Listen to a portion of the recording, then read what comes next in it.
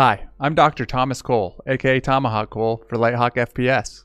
Today I'm going to tell you how to get better at literally everything you want to get better at. I'll start with the most important concept almost nobody knows. Your brain physically changes and grows as you learn new things and get better at something. If someone is amazing at something, it isn't that they are special in some magical way. Their brain has actually physically changed to get them to that level. You wouldn't expect to be able to lift as much weight as a bodybuilder, right? You would just know by looking at them that they're stronger than you. It's the same thing as people who are really good at something. Their brains are completely ripped. You just can't see it. Look at these images of brains from a London taxi driver study. They took 59 taxi driver students and followed them for 36 months as they learned the super complex layout of London. The orange and yellow in this picture is actually added gray matter. We've known for a long time that the brains of experts are specialized, but this study shows that a person's brain actually changes. Okay, with that knowledge, we can move forward knowing why someone might be better than us at something, and that our objective is to actually change our brains. Now let's talk about the best way to change our brains. Practice. The answer is practice. Here you can see that by age 20, expert pianists have accumulated over 10,000 hours of practice, while amateur pianists have accumulated less than 2,000. Okay, simple, right? Just practice 2.5 hours a day, every day, for 14 years, and you'll be an expert, right? Nope. Sorry, it's not that simple. And the reason is that not all practice is actually useful. If that was the case, then everyone who drives a car would be a lot better than they are. The problem is that our brains just want to be efficient. Our brains want to be lazy. Normally, when you learn a skill, take typing for instance, initially people want to get to a functional level. They want to be able to get through it without making big, obvious errors. After enough practice, usually less than 50 hours for something like typing, driving, or tennis, people reach an acceptable level of performance, and that's where the problem begins. It's at that point that performance becomes automated.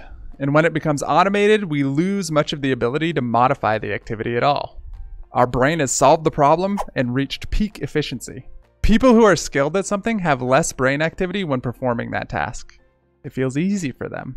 At first that sounds good, except when you combine it with the knowledge that in order for a brain to change, for you to get better at doing something, your brain needs to be active. It needs to be working. We know from studies that the more difficult the task is, the more brain activity there is, and the more brain changes occur. When a task is so easy for us that it becomes automated, there's far less activity, and the change stops. But it didn't have to stop. We can still get better. In a study of professional typists with around 10 years of experience, enough experience to become experts, right? The typists were able to improve their performance by 58 to 97% when offered bonuses for higher levels of performance. So our brains are efficient and they don't want to put in the effort if they don't need to. This means mindlessly grinding away is next to useless. You're just reinforcing the automated skill. You're not going to improve that way. I've been there. Trust me. So what's the solution then? The solution is still practice, but it's thoughtful, meaningful, and focused practice. It's harder and it's anything but mindless. The term that scientists coined for it is deliberate practice. Deliberate practice is defined by Erickson et al. As a highly structured activity, the explicit goal of which is to improve performance. Specific tasks are invented to overcome weaknesses, and performance is carefully monitored to provide cues for ways to improve it further. We claim that deliberate practice requires effort and is not inherently enjoyable. Individuals are motivated to practice because practice improves performance. But how can you be sure you're practicing deliberately? When it comes to aim training, deliberate practice means addressing specific parts of your performance, specific parts of your technique. So it could be how good your lines are, or something less obvious, like how you should be reading targets versus reacting to them. Or maybe it's something even more confusing, like how to speed up and keep your technique at the same time. There's no one answer to every question, and every step of the way might require a different answer. But if you keep thinking about what you're doing, testing things out, assessing and comparing yourself, and trying new things, even getting help when you need it, you will eventually be successful.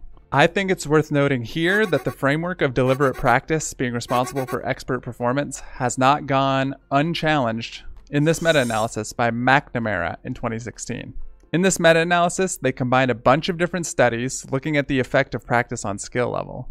They come to the conclusion that practice can only account for about 18% of skill development. In the same journal, though, the Erickson from the deliberate practice study before points out several problems with the meta-analysis, one being including practice in the form of things that are in no way deliberate practice, like watching a game on TV or actually competing in a game. I find Erickson's framework of deliberate practice to be a lot more convincing than anything else I've seen. It fits with imaging studies like the taxi driver study, and it makes sense in practical application.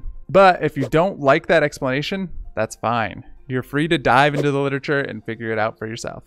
Review time! In order to get better at something beyond a basic level of competence, you need to overcome your brain's propensity to do things at the lowest level by constantly re-evaluating your performance, finding ways to improve performance, and working to improve that performance. The only thing stopping you are resources like time, money, and motivation.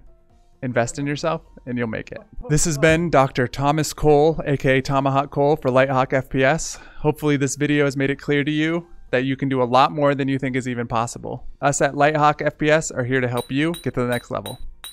Now get out there and don't have fun deliberate training.